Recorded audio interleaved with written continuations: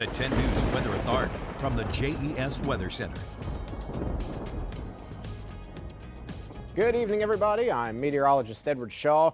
Going to have that chance for more heavy rainfall later tonight, which is going to exacerbate that flood potential that we've been seeing for the last few days and that we're going to continue seeing for the next few days. More showers and storms that enter the area tomorrow, though this time it's going to be a little bit further to the north as this rainy pattern just continues for the foreseeable future.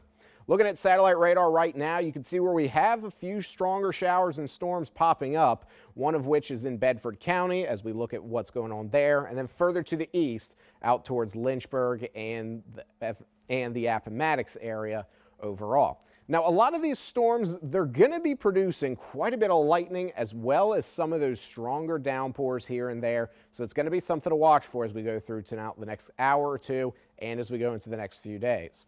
Looking at futurecasts on what we can expect, we go overnight tonight with cloud cover building, and then we go into the early morning hours mostly dry.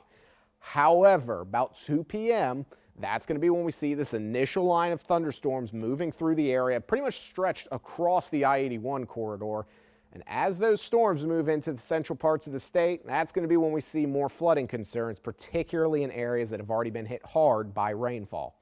Thursday, we go about 2-3 p.m., same exact thing. This unsettled pattern is not breaking for the foreseeable future, and we end up seeing a few downpours in the central part of the state, out towards Appomattox, possibly as far east as Farmville.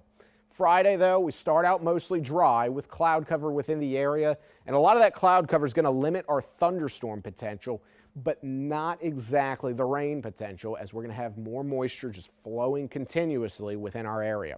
Low temperatures tonight, Roanoke about 72, Blacksburg 68, Lynchburg 72, Danville 73, and South Boston at 71.